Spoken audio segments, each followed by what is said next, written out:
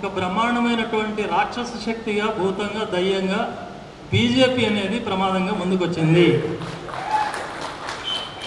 ఆ ప్రమాదాన్ని ఎదుర్కోవడం అనేది ఇప్పుడున్న పరిస్థితుల్లో ఇప్పుడున్న బలాబలాల్లో ఒక కాంగ్రెస్కు సాధ్యం కాని పరిస్థితి, ఒక కమ్యూనిస్ట్ పార్టీకి విడిగా సాధ్యం కాని పరిస్థితి.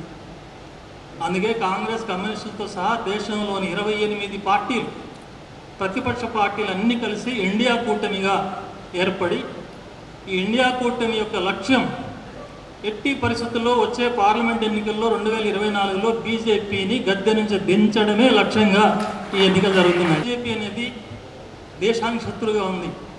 కమ్యూనిస్టులకు కాంగ్రెస్ పార్టీ కార్యకర్తలకే కాదు, ఈ దేశ ఉనికికే ప్రమాదంగా బీజేపీ పరిణమించింది.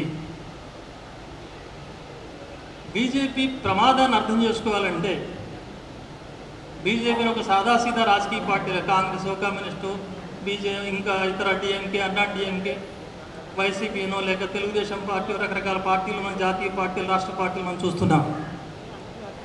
చాలా పార్టీలు దేశంలో పనిచేస్తున్నాయి, అందులో ఒక పార్టీ బీజేపీ అని అనుకుంటే పప్పులో కాలేసినట్టే. బీజేపీ గురించి ఏమీ తెలియనట్టు ఆ మాట అనుకునే వాళ్ళకి. బీజేపీ అనేది స్వతహాగా అదే ఒక శక్తి కాదు, దాని వెనక ఒక ప్రమాదకరమైన ఫాసిస్ట్ సిద్ధాంతాల శక్తి ఉంది. అది ఆర్ఎస్ఎస్.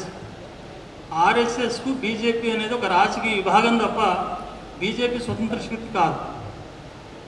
ఆర్ఎస్ఎస్ యొక్క సిద్ధాంతం ఈ దేశంలో ఎలాగైనా రాజకీయ అధికారానికి రావాలి, ప్రధానమంత్రి కావాలి, ఒక మంత్రి కావాలి, ఇట్లాంటి చిన్న చిన్న లక్ష్యాలు కాదు ఆర్ఎస్ఎస్ పార్టీకి ఉన్నది. సాధారణంగా రాజకీయ పార్టీ లక్ష్యం ఎలా ఉంటుంది? ఇప్పుడున్న పరిపాలనలో ఉన్నవాడు సరిగా పరిపాలించట్లేదు, పథకాలు సరిగా అమలు జరపట్లేదు, లేక ఉద్యోగాలు ఇవ్వట్లేదు, ధరలు పెంచుతున్నారు, కాబట్టి వీళ్ళని దించేయండి, మమ్మల్ని అధికారంలోకి తీసుకురండి, మేము అధికారంలోకి వస్తే ధరలు తగ్గిస్తాం, ఉద్యోగాలు ఇస్తాం, భూములు పంచుతాం, కరెంటు సౌకర్యాలు ఇస్తాం, ఇంకా ఇతర వాగ్దానాలు చేస్తుంటాం. బీజేపీ లక్ష్యం అది కాదు. నేను అధికారంలోకి వస్తే ఉద్యోగాలు ఇస్తా, అట్లాంటి మాటలు కొన్ని చెప్పచ్చు, కానీ దాని అసలు లక్ష్యం, దాని సిద్ధాంతకర్తలు చెప్పింది ఏంటంటే భారతదేశంలో హిందూ రాజ్యం స్థాపించడం బీజేపీ యొక్క లక్ష్యం. హిందూ రాజ్యం అంటే ఇక్కడున్న చాలామంది మన హిందువులమే. ఇక్కడున్న వాళ్ళమే కాదు, భారతదేశంలో ఉన్న మొత్తం జనాభాలో 85% మంది హిందువులే ఉన్నారు. 85% హిందువులుగా ఉన్న వాళ్ళందరూ హిందూ రాజ్యం అనగానే సంకలు కొట్టుకు సంతోషపడతారు, అరే మన రాజ్యమే కదా. అట్లాంటి పొరపాటు దృక్పథంలో కూడా బీజేపీని అభిమానించే వాళ్ళు తయారవుతున్నారు. ఇప్పుడు హిందూ రాజ్యం అంటే హిందువుల రాజ్యం అని, హిందూ మతం యొక్క రాజ్యం అని కాదు. హిందువులు అంటే హిందువుల్లో చాలా సమానతలు ఉన్నాయి. అగ్రకులంగా భావించే బ్రాహ్మణులు హిందువులే, ఆ తర్వాత కమ్మారెడ్డిలు హిందువులే, బీసీలు అగ్రులుగా భావిస్తున్నటువంటి యాదవులు కానీ గౌడలు కానీ హిందువులే, వాటిలో చిన్న కులాలు చాకలి, మంగలి, కుమ్మరి, కమ్మరి ఇట్లాంటి వాళ్ళు కూడా హిందువులే. అంటరాని వాళ్ళుగా ఊరు బయట ఉంచేవాళ్ళు ఎస్సీలు, మాదిగ కానీ మాల కానీ డక్కలు కానీ ఇట్లాంటి కులాలు కూడా హిందువులే. హిందువుల రాజ్యం అంటే వీళ్ళందరి రాజ్యమా? వీళ్ళందరి రాజ్యం తీసుకొస్తాం, వీళ్ళందరి సౌకర్యాలు చూస్తామని చెప్పే మాట అయితే హిందువులందరూ సంతోషించవచ్చు, కానీ అది కాదు బీజేపీ చెప్పే రాజ్యం. హిందువుల రాజ్యము అంటే అది అగ్ర కులాల, అగ్ర వర్ణాల రాజ్యం. లేదా ఇంకా చెప్పాలంటే మనకు అర్థం కావాలంటే ఈ మధ్య ఒక వివాదం నడుస్తుంది తమిళనాడులో. దయానిధి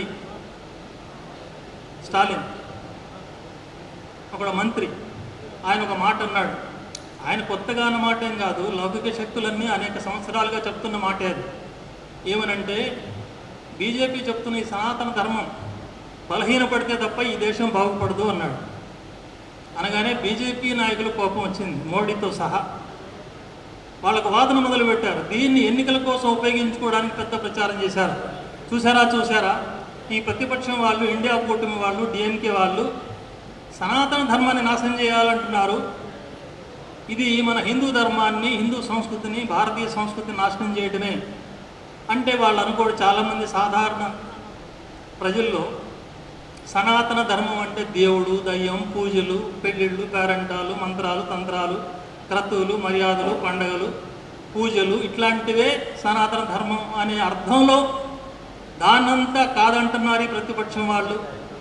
దేవుడిని తిడుతున్నారు, మన పూర్వీకుల తాతతండ్రుల యొక్క మర్యాదల్ని, సంస్కృతిని కాలదంటున్నారు. కాబట్టి వీళ్ళని ఓడించండి అనే తప్పుడు అర్థం తీస్తున్నారు. అసలు అర్థం అది కాదు. సనాతన ధర్మం అంటే మనుధర్మం, మనుధర్మం అంటే కులధర్మం. ఆ కులధర్మంలో మనుధర్మ శాస్త్రం చెప్పిన ప్రకారం బ్రాహ్మడు తప్పు చేస్తే ఒక శిక్ష, మాలవాడు తప్పు చేస్తే ఒక శిక్ష, రెడ్డి కమ్మ తప్పు చేస్తే ఒక శిక్ష. అంటే కులాన్ని బట్టి పరిపాలన ఉండాలనేది, కులాన్ని బట్టి వృత్తి ఉండాలనేది, ఏ కులం వాడు ఆ వృత్తే చేసుకుని బతకాలి తప్ప అందరూ చదువుకోవటము, అందరూ ఉద్యోగాలు చేయటము, స్త్రీకి సమాన హక్కులు ఉండడము, ఇట్లాంటి సమానత్వం అనేది ఉండకూడదు అనేది మన ధర్మం చెప్తోంది. ఆ మనుధర్మాన్నే ఈ దేశంలో రాజ్యాంగంగా చేయాలని ఈ దుర్మార్గ బీజేపీ ప్రయత్నం చేస్తున్నది. అందుకోసం బీజేపీని చిత్తుగా ఓడించాలనేది సిపిఎం పార్టీ కోరుతాం. సనాతన ధర్మంలో ఈ విషయాన్ని, మనుధర్మాన్ని అమలు చేయాలంటే ఈ దేశంలో అడ్డొచ్చేది ఏంటి? ఈ దేశంలో అడ్డొచ్చేది భారత రాజ్యాంగం. భారత రాజ్యాంగం ఎంతోమంది మేధావుల యొక్క కృషి ఫలితంగా అంతర్మదనం, మేధోమదనం జరిగి రూపొందినటువంటి రాజ్యాంగం అది. అన్ని రాజకీయ పార్టీల యొక్క సంప్రదింపులు, అందరి మేధావుల యొక్క సంప్రదింపులు, అట్లాగే అనేక దేశాల రాజ్యాంగాల పరిశీలన జరిపిన తర్వాత డాక్టర్ బిఆర్ అంబేద్కర్ అధ్యక్షతన ఏర్పడినటువంటి రాజ్యాంగ ధర్మాసనం, రాజ్యాంగ పరిషత్ ఆ రాజ్యాంగాన్ని రూపొందించింది, ప్రజల చేత ఆమోదింపజేసి రాజ్యాంగంగా ప్రకటించుకున్నాం. ఆ రాజ్యాంగంలో ఉన్న ముఖ్యమైన సారాంశం ఏంటి? ఆ రాజ్యాంగంలో ముఖ్యమైన సారాంశం సమానత్వం. ఆ సమానత్వం అమలు జరుగుతుందా లేదా? ఆ రాజ్యాంగాన్ని అనుసరించి అధికారంలోకి వచ్చిన ఇన్ని రాజకీయ పార్టీలు 70 ఏళ్ల కాలంలో భారతదేశంలో సక్రమంగా సమానత్వాన్ని, రాజ్యాంగ ధర్మాన్ని